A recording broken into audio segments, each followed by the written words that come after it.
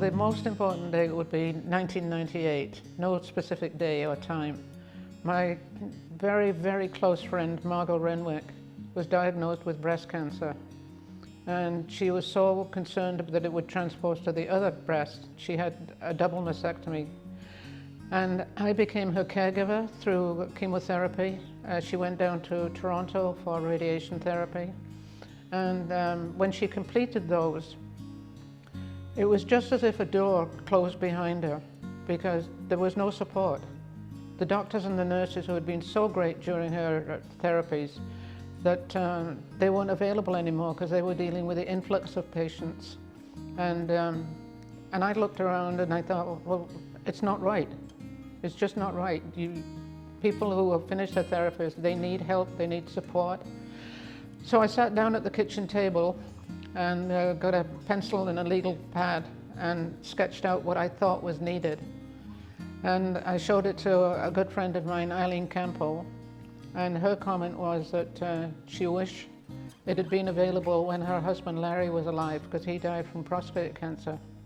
We were fortunate enough, I had a friend, Barbara Vanderheyden, who was extremely experienced in volunteerism. And we met Jim Malcolm, and he was a BSc accountant. So we had our treasurer, our volunteer coordinator, and Eileen became our fundraiser. And what we did was we sat by the computer for literally a whole half day, and I know that doesn't sound much, but it's a long time when you're just sitting there. And we went through every wellness group we could find, and we came to Gilda's, and we said, that's our vision, it's what we believe in.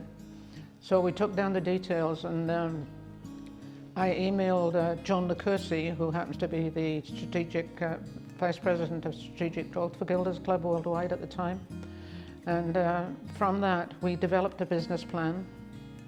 We took it down to a law office and saw Graham Knight, and Graham's become a great supporter of Gilda's Club. And we asked him if he would look over it for legal matters, and when we went back to collect it, his comment was, well, slap it down on the desk and that's a given. You don't need to have to think about that. So from that, we decided, we built a board, and we had great people, Brian Tamlin, Michael Gleason, and then of course the four of us. And we met actually in Graham's law office at 7:30 in the morning. I was fortunate enough to be able to go and visit many Gilda's clubs in the United States. So I got a fair idea of what I thought ours should be.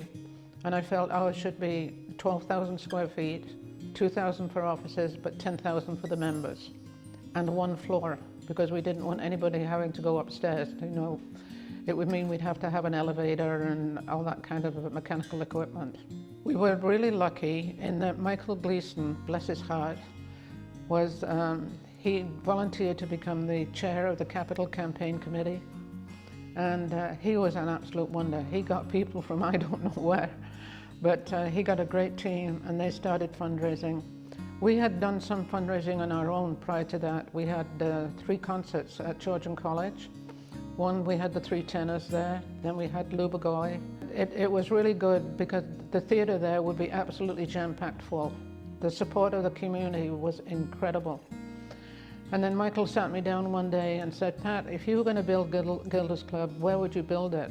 And I pointed to this location. I said, right by Tim Hortons, but close to the Royal Victoria Hospital. We believe that you live with cancer, you don't battle it, you don't fight it, you live with it. Fighting and battling it is just too energy sapping. He went and he talked with Bertram Brothers, and Bertram Brothers came on board. And Joan Lehman came on board, and she became the general manager for the construction. And then it was on March the 10th, 2001, that we officially opened Gilda's Club. And it was, I tell you, it was heartwarming. It was wonderful. And then we could welcome members and their families and their friends, and it was just so great. And I know that when I walk in here, I just feel as if a red blanket has been put around me, and I feel warm, and I feel at home. And I know Gilda's looking down and saying, it's okay, Pat, it's done well. When I come into this place and I see it, I feel awe. It's just an incredible feeling that from a piece of paper that you sit at a kitchen table and write about, and this is a product result of it. It's just totally, totally awesome.